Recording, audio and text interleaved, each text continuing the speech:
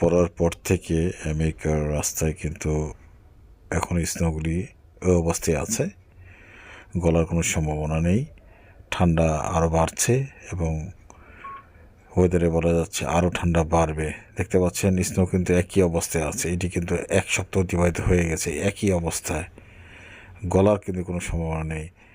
কারণ এটি যদি না গলে তাহলে কিন্তু ঠান্ডা প্রচণ্ড হারে হবে, আরও ঠান্ডা আবার দেখতে পাচ্ছেন কিছু কিছু জায়গায় স্তূপ করে রাখা আছে, সেটি কিন্তু এখনও ওই বালির মতন হয়ে আছে তুষারগুলি।